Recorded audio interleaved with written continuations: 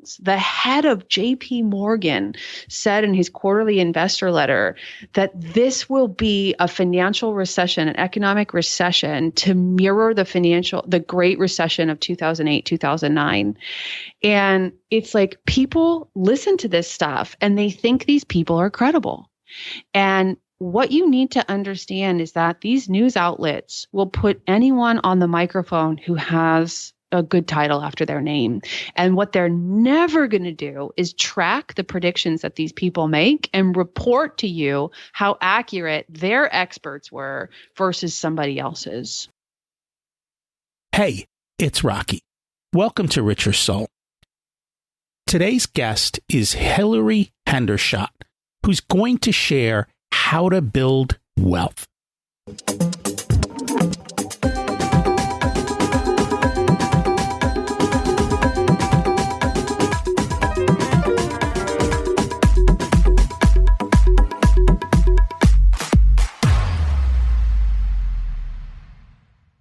Imagine it's 12 months from now, and you've achieved your major life goals.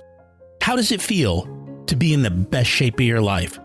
To wake up energized, excited about the day? To have great relationships and friends who support you and propel you forward?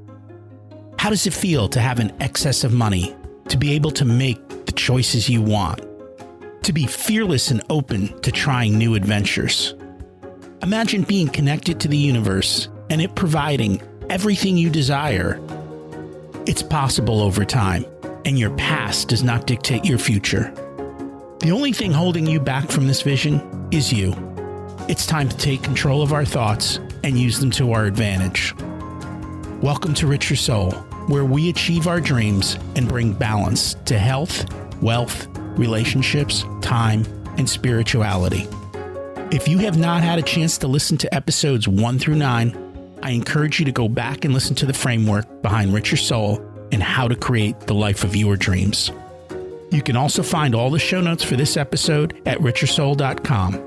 While you're there, you can sign up for a monthly email where I share the best articles I read this month, let you know about upcoming episodes, and share a little wisdom.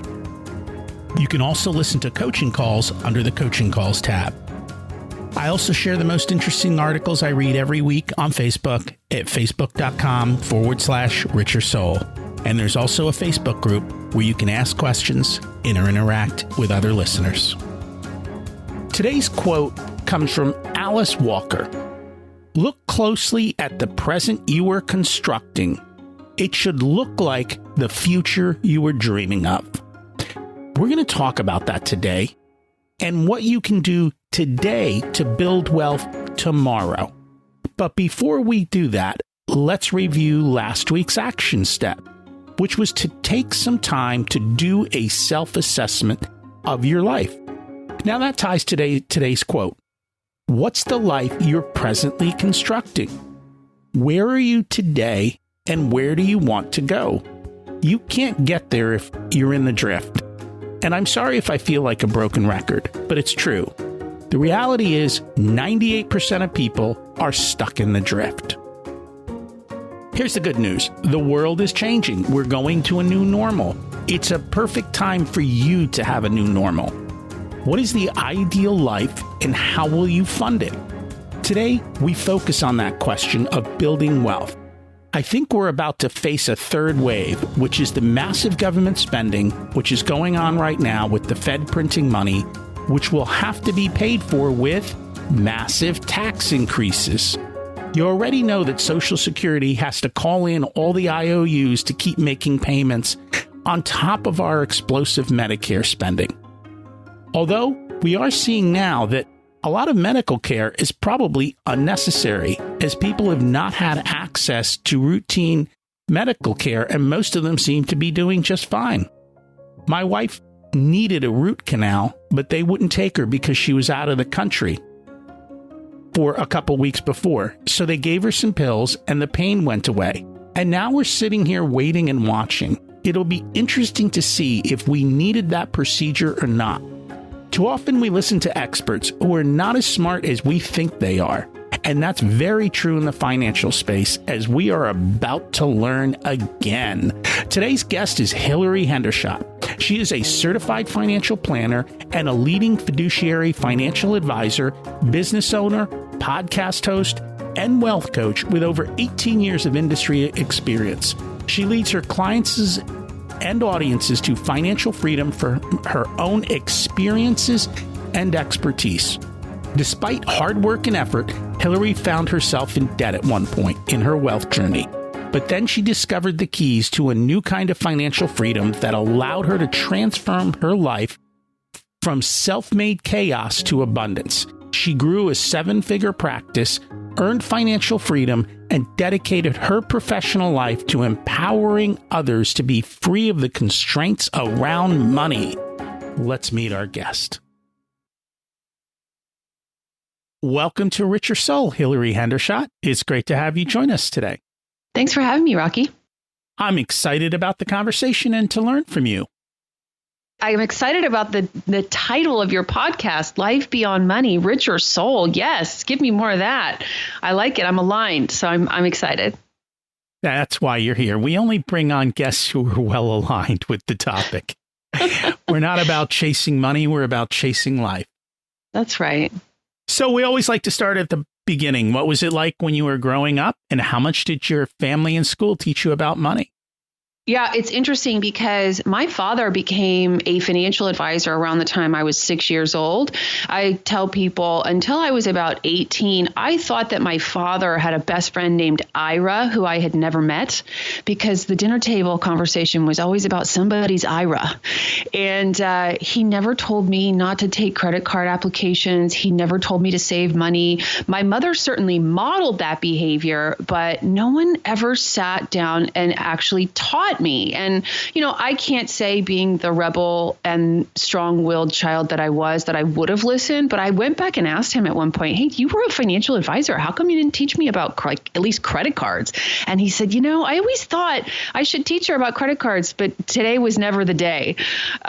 And my parents did okay with money. My mom was a great saver. She had kind of an average income, but when you have an average income and you're a great saver, that means you have to make some very real trade-offs. And those trade-offs being the brand name things that I wanted, or being able to give gifts to my friends, or go on the school field trip, buy those airline tickets, or I was never able to do that. And so I decided there's never enough money. And it was only it took me about 15 to 20 years to figure out that was actually a story I had told about money, and that I was manifesting it in my life over and over and over and over again in painful ways. My mom actually did great. She did great for herself financially. She paid for me to go to college. So there was no actual trouble with the results. It was just those luxuries that I wanted that I did not have, that I made up stories about. So literally my money story. And we all make up stories about money, and it isn't until we actually start questioning them. That's one of the biggest ahas, I think, and the reason that I always ask that question is because people start to examine, hey, I do have a money story. I wonder what it is. And they start digging into it, and then they can go about and bring about the change they want in their particular lives. Yeah. In my case, I'm just like, this phenomenon is present in my life all over. I just have to learn lessons the hard way. And I got myself into a lot of trouble financially. So it was only that pain that sort of forced me to look at what the heck is the source of these actions. And that was what I saw. I actually attended a talk at a financial advisor conference given by a woman named Denise Hughes. And it was the first time. She's not a financial advisor. She's trained as an RN, and she became a behavioral finance expert through her own struggles. And she used the term overspender. And that was the first time I had heard that term. She used overspender and under-earner. And I was very clearly an overspender. It was like I was the quintessential bullet by bullet overspender. And I thought, whoa, like maybe this could be unraveled. So what was the result of all this overspending? I really had gotten engaged in the project of convincing other people that I was already financially successful, and how, rather than actually pursuing the reality of financial success. And those two things have the opposite behaviors attached to them, right? So you would have loved hanging out with me if you had gone out to the restaurant with me. I'd have bought dinner. I'd buy rounds of drinks for everybody. I drove a flashy car that, of course, I did not own. It was leased to me. I had at one point a commission-only position as a mortgage real estate loan officer in 2007, I believe. I woke up one day, I had 5 loans locked, and those loans were not honored by the banks because they didn't have the money to fulfill them. And hence comes the financial crisis, credit crisis, and the Great Recession. So I had no income for a while. And so there came a day when I pulled that leased BMW into a gas station to get a tank of gas, put all my credit cards in, and was rejected every time. At that point, my credit cards were maxed out. My bank accounts were empty. It was literally the end of the line for me. And to make a long story short, I just said to myself, wow, here you are. I think I was 29. Here you are, Hillary, and you have a head for numbers. You have a degree in economics. You're a certified financial planner. You understand the stock market, but you can't understand that you have to pay off your credit card balances. Like, it just didn't make sense. But it was really clear to me how life was going to go if I continued to behave that way. It was really embarrassing. I was ashamed. I just really thought, wow, I'm kind of like the worst kind of human being here. My parents paid for me to go to college. I got a good degree. I have great grades. I think at one point in school, I was voted like most likely to be successful or whatever that's called. And yet I was just really train wrecking it financially. And so I said, okay, well, I'm just going to do whatever it takes to figure this out. And when I added up all the debt, including mortgage debt, which I did lose a condo because I had one of those mortgages that went up every month in principal balance. It was called Pick-a-Pay. And you could either pay the full payment or a lot less than that. So, of course, I paid a lot less than that. And it's just laughable when you think about it in retrospect. And I gave that condo back to the credit union. I gave that BMW back to the credit union. But at one point, I had $600,000 in debt. And I just decided to become an expert on money psychology. It was like, obviously my psychology is what's doing this. And, I figured it out for myself along the way. I did a TEDx talk and I thought to myself, wow, I bet I can give this away. Like, if I can really figure this out and win this game, I bet I can teach other people how to not have their journey be quite as painful and how to have a good outcome despite not having been born into or chosen a good money story. And so that's really what I did at this point, just so your listeners do understand that I have fixed my money problems. This year, my business, in 2019, my business made very close to $1 million in recurring revenue. My husband and I own a $2 million house in San Jose. We have combined something like $6 million in savings. So I really have patched that hole up and learned some things about how to keep money in my life. And that's just the difference between someone who's an overspender and someone who amasses wealth. Is like, it isn't about how much you get to spend. It's about how much you get to keep. And, I know that those numbers might sound big, maybe out of reach or intimidating to some people. And I share them because one of the problems we have as a society is that we think money is private. It's personal. It's none of your business. And I am just a committed stand that conversation be dismantled. Talking about stuff is what separates us from the monkeys. So I share my numbers pretty transparently. If you listen to me talk, you'll hear me share those numbers, time and again. And I want people to know that no matter where you are financially, you can win that game eventually. So how is it that you can become, I think you said certified financial planner at that point, and still not understand?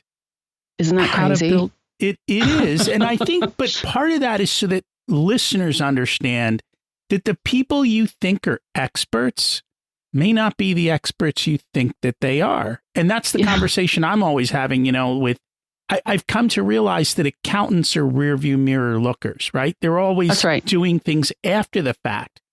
And a lot of people in the financial space are salespeople. Their personal finances are a disaster. Mm-hmm. And so I always try to make it be careful who is the expert you listen to. And the easiest way to understand that is you don't go to overweight people to learn how to lose weight, right? You go to the person who looks like you want. And so if the person you're going to isn't fiscally and financially strong, they may not know what they're doing. Yeah. And I mean, ask 100 financial advisors, can I see your net worth statement? And 98 of them are going to say, go fly a kite, right? So that's not a conversation that's well indoctrinated, but I am a fierce stand that actually be real in people's lives. And, we live in a time when what people want are the media logos and the media mentions and the celebrity and the fame. And if you've published a book, well, you must be an expert. And I think we would all be shocked if when those so-called experts who came on the shows had to, put their net worth statement or asset statement on the screen before the cameras roll.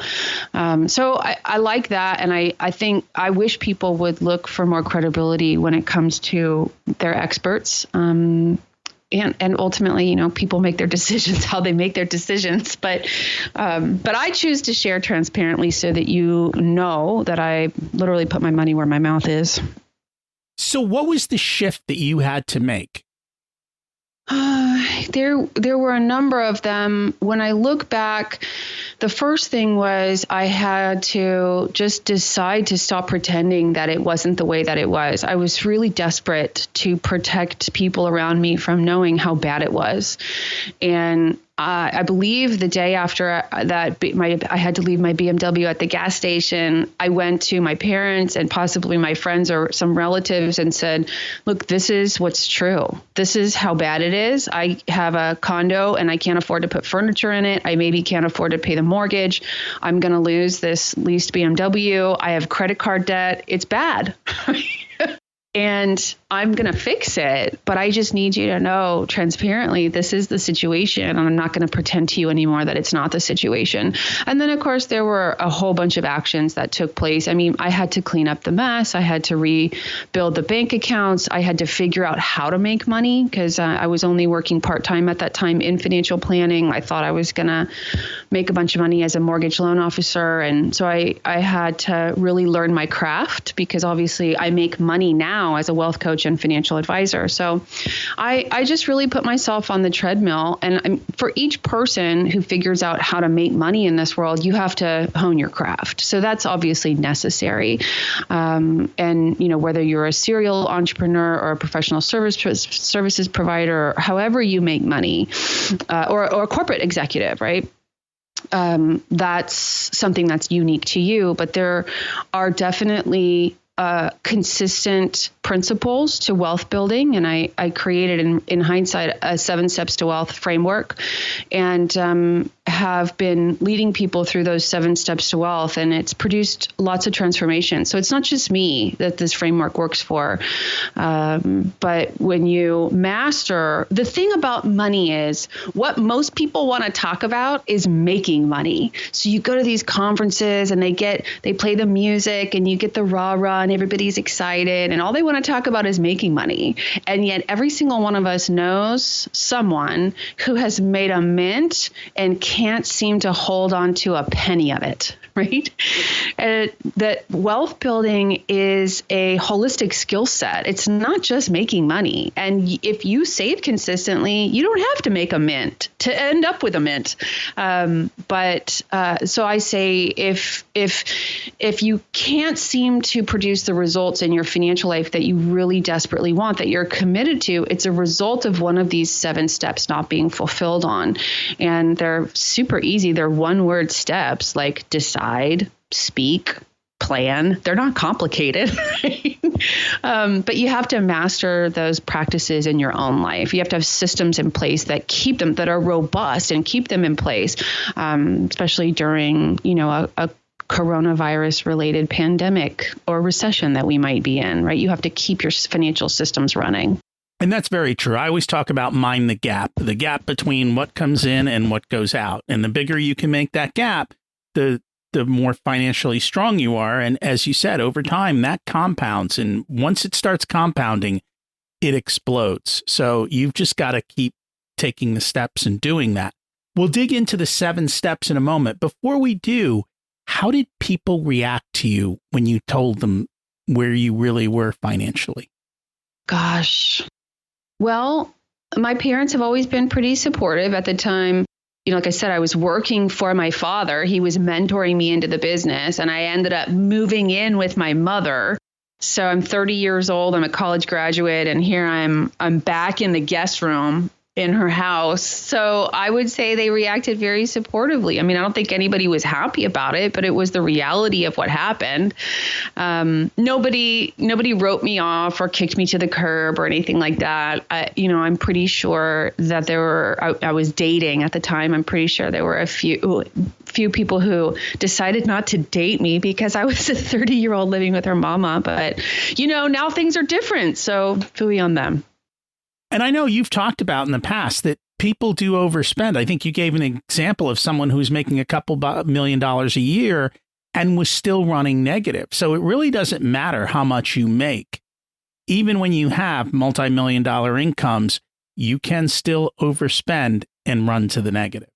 Oh, yeah. And people will they'll be making millions and they'll be using it to fund their friends and family, right? They'll be spending more than they can afford, or they'll be making really bad investments, the kind of investments that can go to zero. And we say in the business that have default risk, and they'll lose their money that way, or they'll get involved in scams because they don't trust traditional financial services. So they get involved with non-traditional financial services, which tends to be more untrustworthy. There's a million ways you can lose your money. Ultimately, there's 7 billion people on the planet. The only person protecting your money is you. So everybody else is happy to take it off your hands, I promise. Which is why you have to understand financials. You have to understand what you're getting involved in. What's the product? Why are you investing in it or buying it? Or what is it that you're doing? And a lot of these people are very good at hyping. I mean, they've got their game down because they know that fills their coffers. And you've got to be smart enough to at least understand what you're doing. And we tell people, if you don't understand what the investment is, don't invest, no matter how great the opportunity seems. Because if you can't understand it, the chances are you're probably going to get burned by it at some point. Yeah, I would say if it seems like a great opportunity, if it's timely, if you have to invest now, if it's going to expire, it's probably not something you want to get involved with. Ultimately, what you need is a methodology that's going to take you through to the end of your life. We're living longer and longer and longer. And so you need to get hooked up with an evidence-based philosophy. And, I will caveat what you said. You said, don't invest if you don't understand it. I mean, just as an example, my clients own 10,000 stocks. I promise you, neither I nor they understand all 10,000 companies that they own, right? That there's complexity there. I don't try to understand at the company level, but you bet your butt I understand the philosophy, how it's constructed, why it's like that, how much it costs, what the expected returns are. So yes, you do need to understand, and there's a lot of complexity in the world. So hopefully, in a perfect world, you trust your GP to refer you to the right specialist or give you the right prescription. Hopefully you can build a relationship with somebody you trust if understanding investments isn't your thing. And that's true. You have to trust the people. And you've talked about some of the markers of trust and also making sure that you're picking the right people. So you said there's 7 steps to wealth. You said there's 7 words. Can we go through them one by one real quick? Sure. And I didn't, you asked me what I did, and that's literally what I did. So the first step to wealth is to decide. Ultimately, you have to decide that you're going to, because no joke, building wealth has trade-offs. You are going to do without in the present in exchange for having your future self do better. And so you have to decide to make those trade-offs. And, I made that decision in the area of money. It remains to be seen whether I've made that decision in the area of food, because I just can't get over that I can't eat pizza and drink wine and be skinny. So the second step to wealth is speak. And this encompasses the money story that you asked about earlier. It's critical to understand and be conscious of what you say to yourself about money and therefore what you say to others about money. So if you find yourself saying things like, I can't afford that, or money doesn't grow on trees, or it's not fair, oh, there's a wage gap, I'll never make more than my compatriot, whatever it is that you're saying, if it's disempowered, that comes from a money story. And you've got to be conscious and declarative about what you say about money. The third step is plan. And this is your technical, it could be your financial plan, your cash flow plan, but it is giving each of your dollars a job before it comes in. The last thing you want to do is make your saving and spending decisions the day the money lands in the bank account. You want to have pre-mapped that, right? And you can do that on your own. We do that with our clients. The fourth step is earn. Obviously, you have to earn money. And if you start earlier in your early 20s, you can earn an average income, save 15% for your whole life, and expect to achieve financial freedom. But many people don't start in their 20s. So I never say start early, because most people I meet are in their 40s and 50s. In that case, you got to earn more. And that's why the next step is ask. So as soon as you're earning money, and this gets into negotiating, right? You got to ask for your financial life to get bigger, ask for a business partner, ask for a raise or a promotion, ask for a mentor, ask someone to barter with you, ask for someone to train you for free, whatever it is that you're seeking, that wherever you want to get, you can get there in part by asking. And this is about not being afraid to ask people for things, right? The sixth step is invest, obviously, and the seventh step is protect. So unless you have more savings than you need, you can't leave it in cash, okay? You have to invest your money so that it grows and compounds over time. Whatever investment methodology you choose, in my opinion, should be evidence-based, based on data and not guessing. And then protect is the energetic activities of protecting your wealth. So keeping it, like I said earlier, you're the only one interested in your wealth building. You have to not let it out of your accounts. And then also you have your insurances. So whether that be life insurance, obviously car, health, renters or homeowners, you need those insurances to protect you should some disability insurance, should some unwanted event occur. And it sounds simple. It is simple, but mastering them, I promise you, changes your life. And it does sound extremely simple, but yet I think people struggle with it. Mm-hmm. And I know for people to ask, a lot of times that's difficult to go through those conversations. And I think people sometimes also think, well, they only have to do it once. You probably have to ask 100 times, right? To get. We play this game in my coaching program called Get 100 No's. So I want people to depersonalize the no. So we start by asking for a discount at Starbucks. And, it starts that small. Like it's a $4 cup of coffee. Ask for 10% off. But why? I don't know, make it up, right? Just see what you can get. The point is to become someone who asks, right? Versus asking for. I one time had a woman say to me, and we were sitting down making goals, and she said, I want to have, I think it was $100,000 in the bank by X this time next year. And I looked at her income and her spending, and I said, okay, well, you would need to double your income. And she said, okay. I promise you, Rocky, in 30 days, she came back to me and she said, okay, I doubled my income. I said, what? She said, yeah, I just went and got another job. And I told them I needed to make this number, which was twice my previous number. And I got it. I said, okay. You can have big wins like that. I love that story because income is most people live under this cement umbrella called, I don't make enough money. Well, go make more. And I think people struggle with that one. Right? And that's a mindset issue, right? I'm only worth X. Or this job is only worth X. Yeah. I mean, so you have a couple things happening, I think, and especially in the community of female entrepreneurs, I hear phrases like, I struggle to charge what I'm worth, which is it's sort of like this disguised kind of victim mentality. I have a worth and I don't have a sense of deserving, so I won't ask for it, therefore I don't get it. And it kind of pits you against your customers in this really kind of icky way. But here's the thing, guys, you don't have a worth. You're not selling your body. You're not selling yourself. You're not worth anything. Your products or services are priced however they're priced in the market because of what you say they cost and what customers are willing to pay. So you could have a major chasm. So you could say, I want to charge $100,000 for that. And the customer could say, I'll pay $29.99, right? And then you have a breakdown. But like over the course of my career, I've gone from charging as little as, what I started with, which when I look at those numbers now is like, I would never work for that now.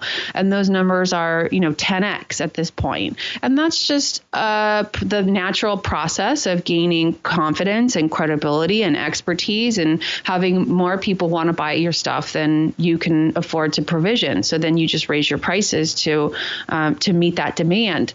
The other thing I think people get into is like, I really want to make a difference in the world, so I'm going to teach elementary school.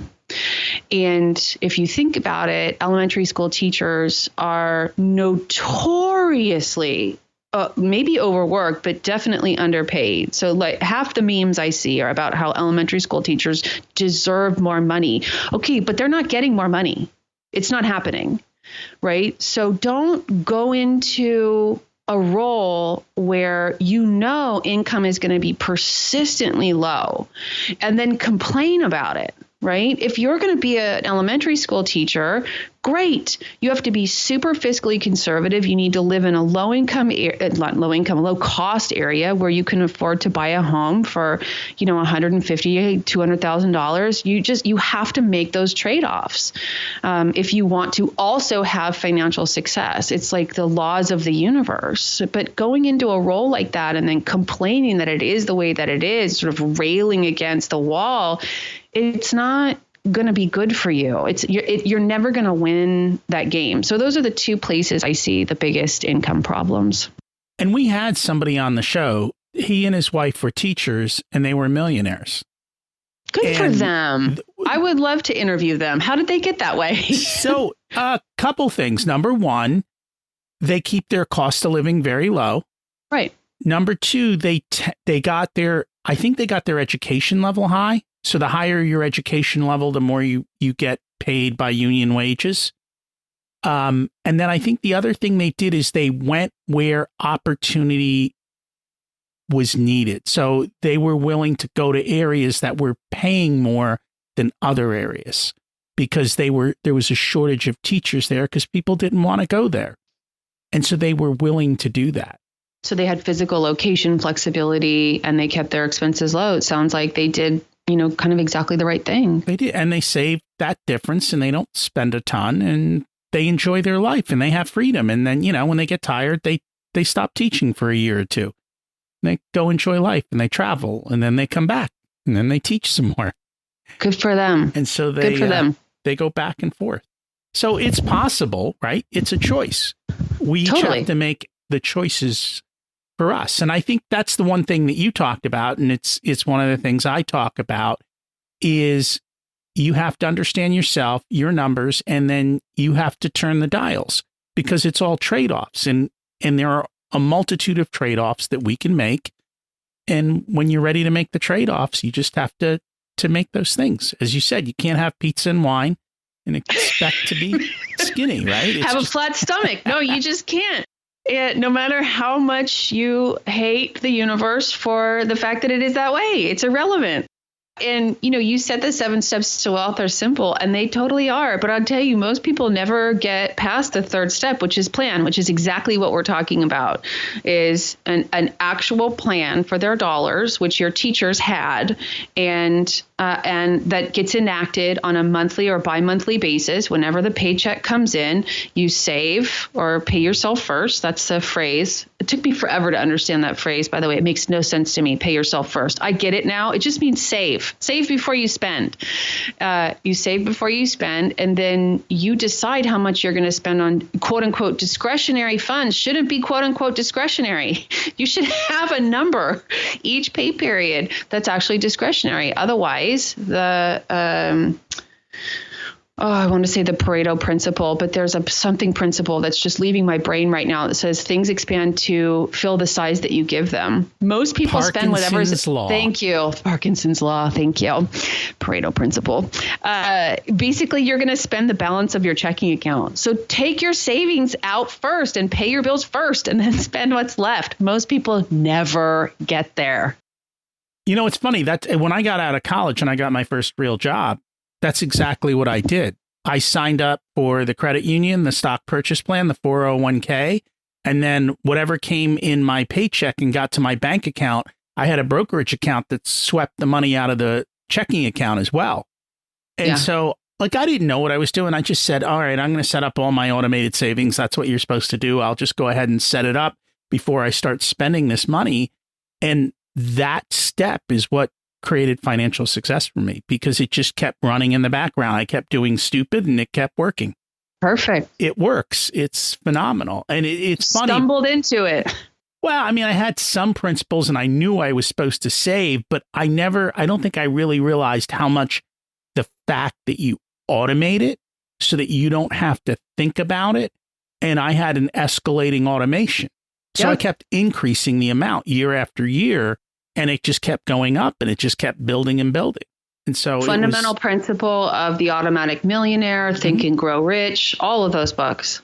It is. And it's funny because now I do Profit First and Profit First is for business owners. And it's the exact same principles because they make the exact same mistakes. And that's life. These things are not that difficult. It's just that you have to take action. And that's what. So maybe you can help me with this one. As I talk to people, everyone, when we come down to taking action, we're to 1 to 3% of people. How do we get more people to take action? Well, I don't know, but I have some ideas. Okay. And one thing I do know is that you can't help someone who doesn't want to be helped. So I get people come to my office and they say, Hillary, we're 50 years old and we're really worried about our parents. They're not saving money. It doesn't look like they have any retirement. We're afraid we're going to have to, take care of them. And I say to them, look, have you talked to them? And of course, it's always, yes, we've talked to them, but their parents just won't hear it. And, unfortunately, I have to say to those folks, look, you would do better to just have the tough conversations amongst yourselves early, how much, if any, you're willing to spend to take care of them because they're barreling towards an unfunded retirement and they're not open to different behavior. So there's that. But assuming people are interested, I think you can engage the most common things that inspire action in human beings. My father used to say there's only two things that change people. One is inspiration, the other is shame. So I just told you my shame story. And it really took a lot of pain for me to change because I was making it work. I was earning $120,000 a year and spending $135,000. So it wasn't that bad, but it came to a crashing halt. Anyway, so there's so sense of community can help people. That's why I bring people together in a supportive mastermind, an intimate community of people who know each other. So you feel supported, you feel known, you feel understood. You can engage accountability. So if someone's willing to let you provide accountability, you can set goals and hold them to account in ways that work for them. Sometimes it just takes opening the kimono, right? People like me were so engaged in hiding the way that it is that it just opening up and sharing. I had a client once who was just mortified to share that her bank allowed her to keep $1,000 overdraft on her account. So she was always in this space of being between $1,000 and $1,000 overdrawn on her checking account. And they would charge her interest on this, but it was their way of having her not bounce checks. And she just found she was always living in that space. And she was just mortified to share it. She was crying the day she said it in front of this group of people that was in the coaching program. And I said to her, well, look, yeah, that's a destructive financial behavior, but it's not that bad. It's less than $1,000. Like, we can fix that today. You've got more than that in your savings account. And she said, oh, really? She said, I thought it was really shameful. I said, no, I don't think so. Not really. And she said she never did it again. And she said, I just feel so empowered now that that's on the table, sharing that little thing that I was doing. It was like her little dark secret, and she was able to build constructive financial behaviors and results after that. So I think, I don't know if that helps. And then, of course, I've heard from dozens of people who listen to my podcast who just needed to hear it from the right person. And I'm sure you have too, Rocky. So some cases, it doesn't take much to tip them over. And I find sometimes people just need permission. So I give people permission to make changes, to take action, to go do things.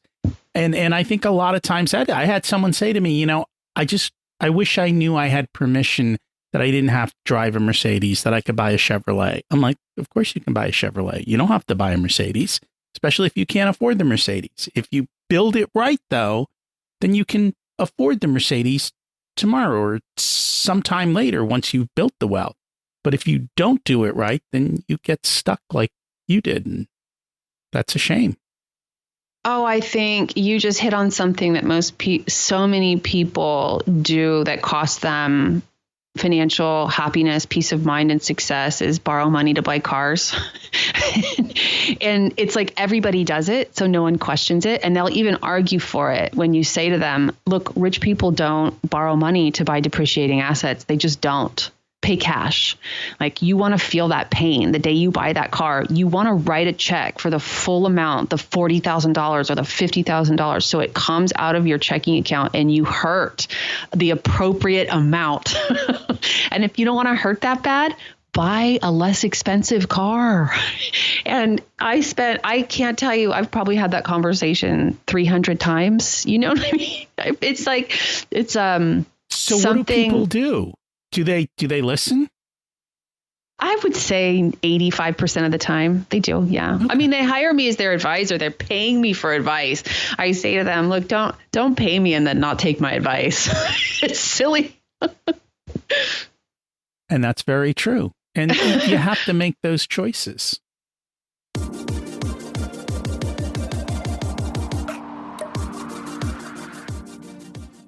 Today's episode is sponsored by Profit Answer Man Podcast.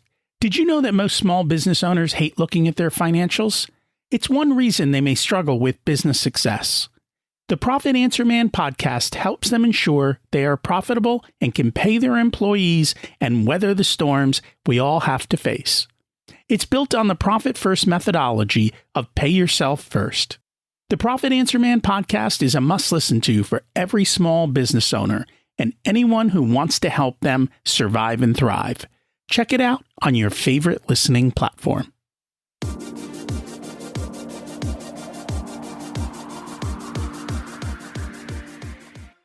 So that kind of leads to the next point, something I read that you said. It's you have to kind of distinguish between what the media is telling us versus what's really happening and how we should manage our own personal economy. What did you mean by that? Okay. So this is a platform I sometimes get on. I was on a webinar with a behavioral finance expert last week. And Rocky, I don't know how far ahead we're recording this. In other words, I don't know when folks will listen. It'll be a while. Yeah. So right now we're in April 2020. So I'm listening to a lot of people talk about the impacts of the coronavirus economic shutdown on their financial lives. Okay. So that's the context. And this behavioral finance expert says you have to recognize right now that the financial news media is enemy number one.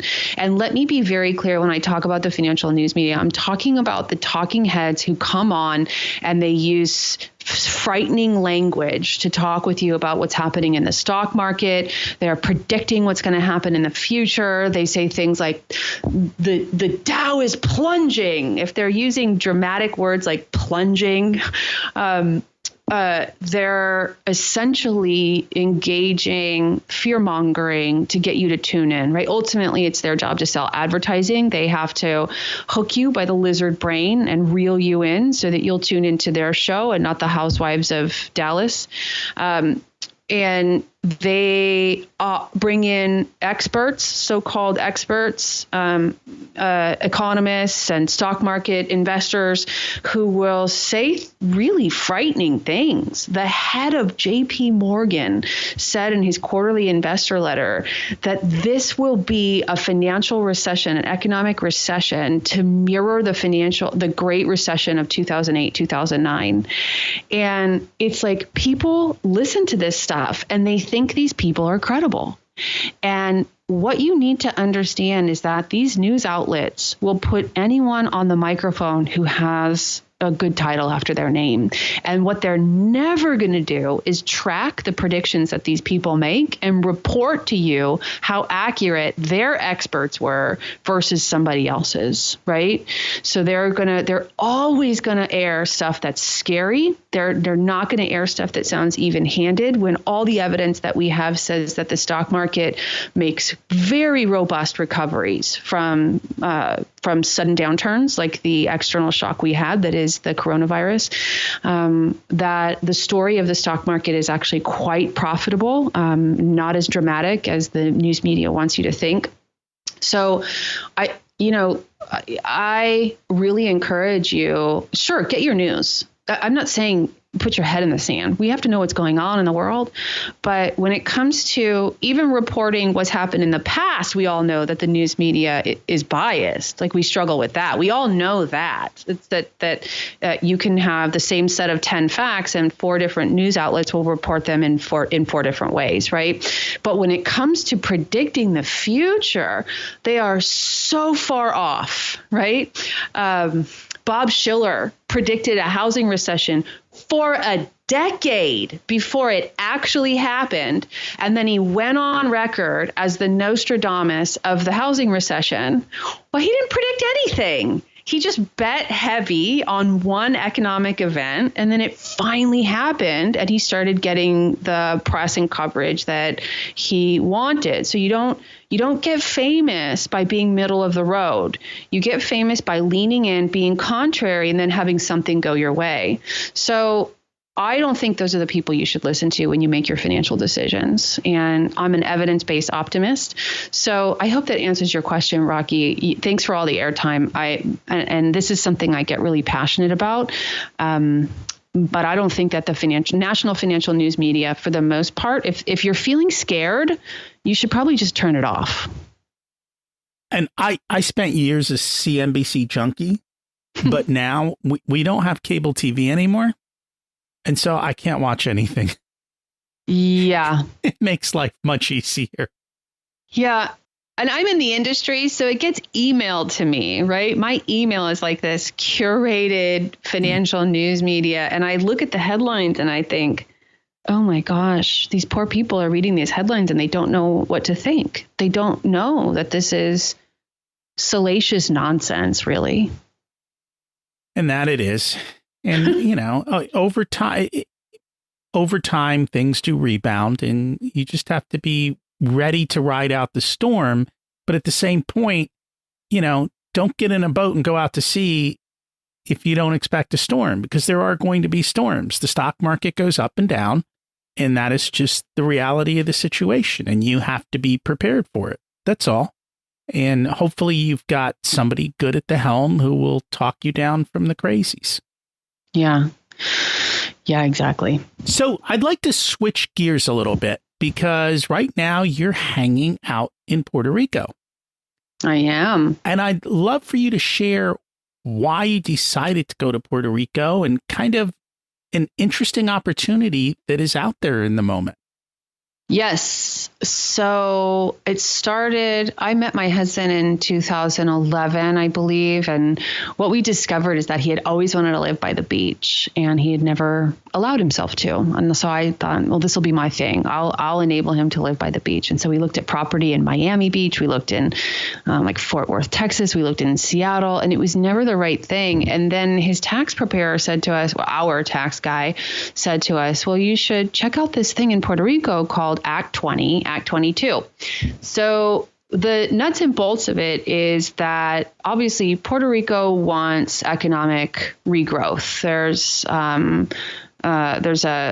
Frankly, there's been a lot of corruption here in Puerto Rico, but the more money here, the better. And it's good for the Puerto Rican people. And so what they said is, okay, so if you're making money from the contiguous 48 states and you come to Puerto Rico, we will allow you, instead of paying your 25 or 35% net effective combined tax rate in the unit where you're living now, you can pay 4%.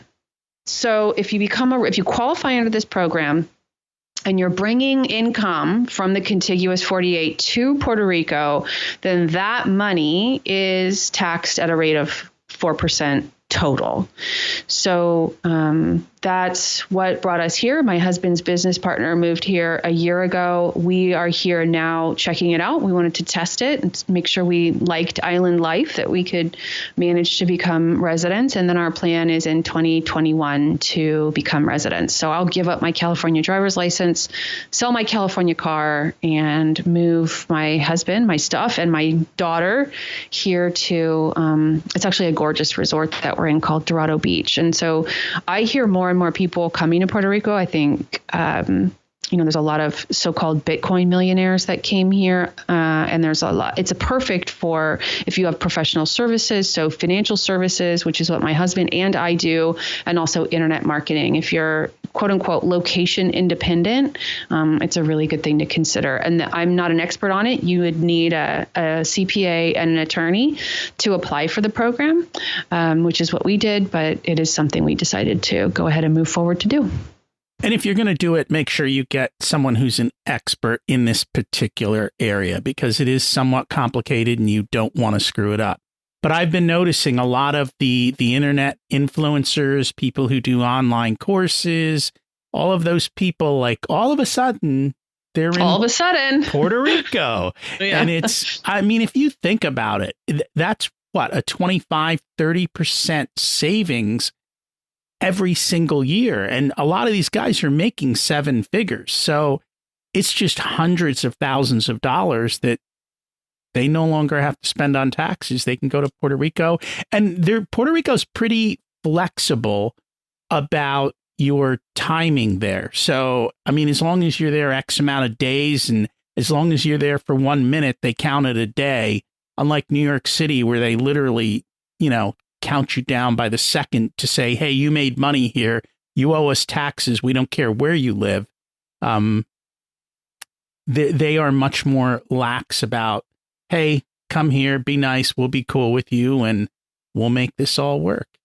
I can't speak personally for that, but I know for us, the big dog is the California State Franchise Tax Board. So it's not Puerto Rico that we need to please. It's California we need to get away from.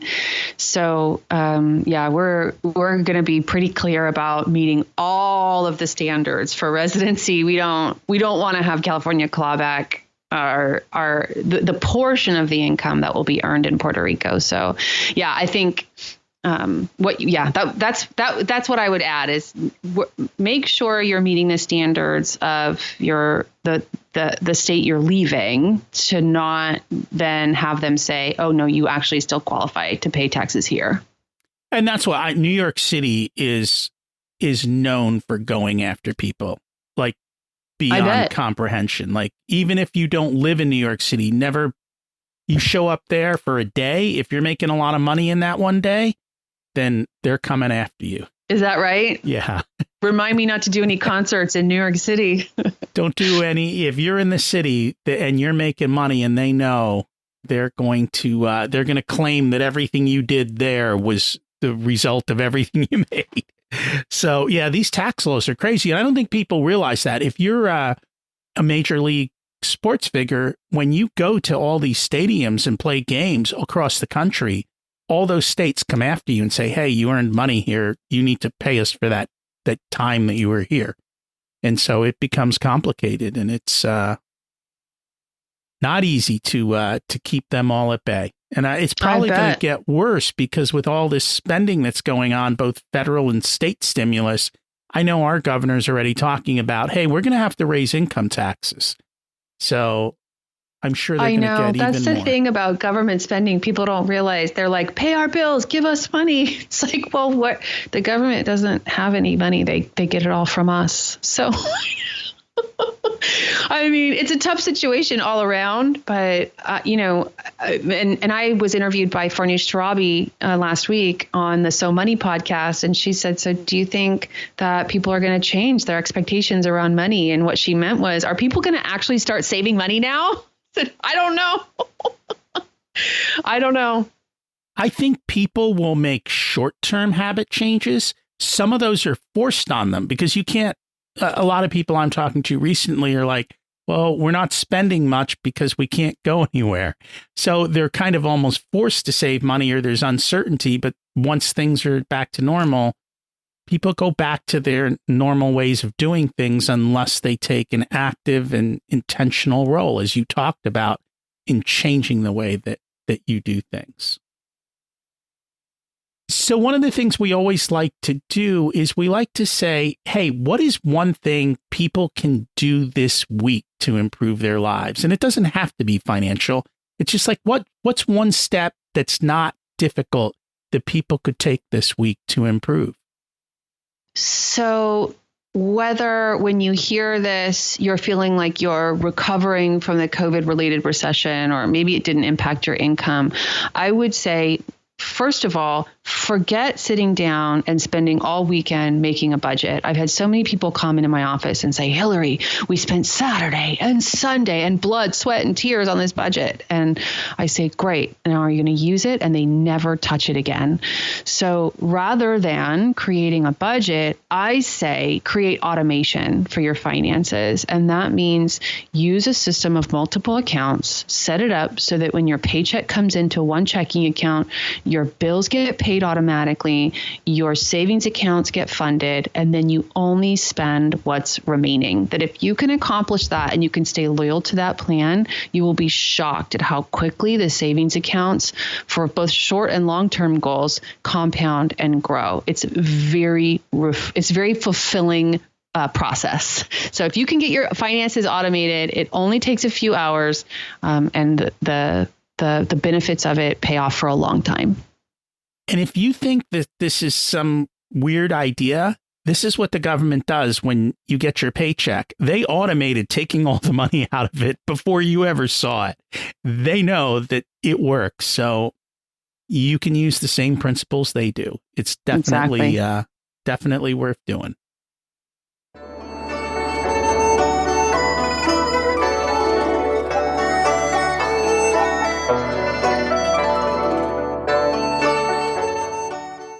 It's time to learn the secrets of life. What's your secret to living an abundant life? My secret is that I always believe that there's more, that I believe I'm worth it, and that I save almost half of every dollar I earn. That's impressive. That's a very high savings rate. And I think people should realize, yes, you can save half of what you earn. It's not... It happens, and it happens in baby steps, and it's not hard to get to a 50% savings rate over time. You just have to keep turning the thermostat a little bit. Yeah, and I was able to get to where saving makes me as happy as spending used to. And that's a very good place to be. That's the place I wanted. That's what I did. It's definitely worth it. What did you learn later in life that you wish you would have learned sooner? That you have to actually pay off every dollar you put on a credit card. It's funny because sometimes I see these notices, they come and they go, oh, you have $2,000 available on your card. You should enjoy yourself. And I'm like, no, I don't have $2,000. I'm borrowing $2,000. That's not my money. You know, I'm the credit card's worst nightmare now because I pay every penny off every month. And that's what I always do. And I take their 2% rebate too. So it helps me grow from that side. If you were to give an 18-year-old one specific piece of wisdom, what would it be? Save, if you can, save in a Roth IRA. Start a Roth IRA as soon as you can. Yeah, my kids started them when they were like 16. And I did it also on purpose to say, you see how little we're putting in? Let's calculate out what it's going to be when you retire. And I think it's dramatic. And it taught them the principles of create these Roths and they will work and you never pay taxes again. And if we have to start increasing taxes, well, you don't have to worry about it because it's all tax free as long as they don't change the rules. So you pat yourself on your back. You're a good dad. Thank you. If people would like to find you, connect, learn more, listen to your podcast, what's the best way for them to do that? Hey, if you have room in your podcast lineup and you're interested in money mindset and financial best practices, check me out on Profit Boss Radio on iTunes or wherever you access podcasts. That's 3 words, Profit Boss Radio. You can also find me and everything I do at HillaryHendershot.com. That's Hillary with 1 L and Hendershot with 2 T's.com. And I will put links in the show notes to make it easy for you all to find those resources and click. Thank you so much for joining us today. Thanks, Rocky.